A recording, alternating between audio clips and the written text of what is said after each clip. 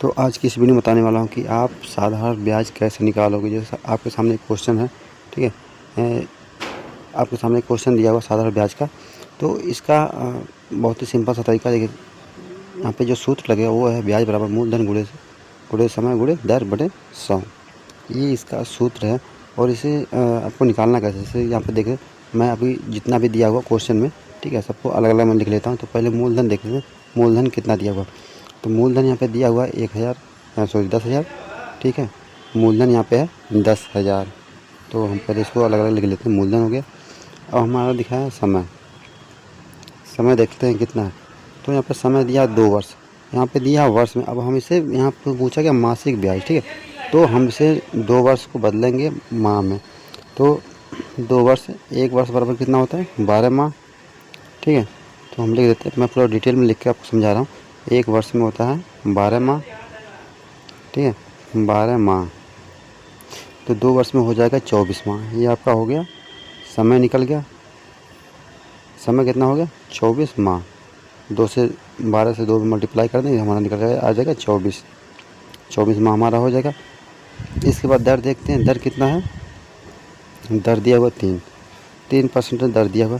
तो दर हमारा हो गया 3, ठीक है। अब दर हमारा निकल गया। अब हमें क्या करना, हमें इसी फॉर्मूले में सबको रख के और सॉल्व कर लेना। सॉल्व कैसे करना अब वो भी आगे बताने वाला हूँ। देखिए, ब्याज बराबर मूलधन गुणे दर गुणे समय गुणे दर बटे 100। तो हम यहाँ पर सबसे पहले लिखेंगे 10,000 गुणे 12 माह है, तो 24, 2 वर्ष दिया होता है, होगा हमारा 24 माह हो गया। यहाँ पर हम लिखेंगे 24 गुणे 3, दर दिया हुआ 3, तो यहाँ पर हम 3 लिखेंगे और सभी के बटे हो जाएगा 100।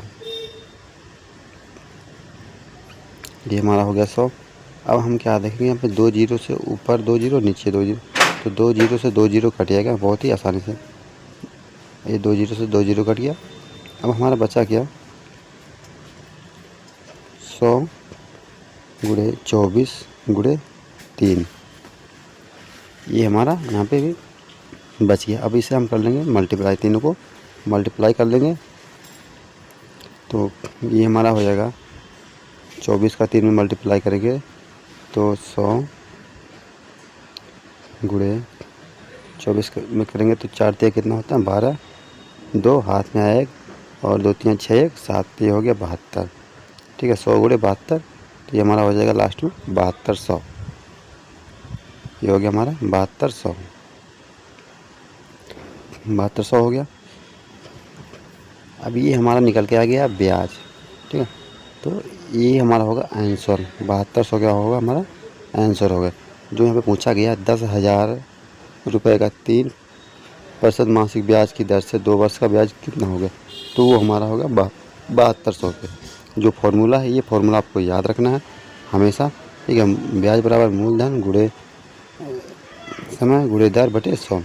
और इसी फार्मूले पे रख के जो भी साधारण ब्याज निकालना होगा, आप जो भी वहाँ जो भी क्वेश्चन में जो भी मान दिया होगा सभी को यहाँ पे भर के आप हल कर लोगे तो बहुत ही आसानी तरीके से आपका ब्याज, साधारण ब्याज जो कि वो निकल जाएगा।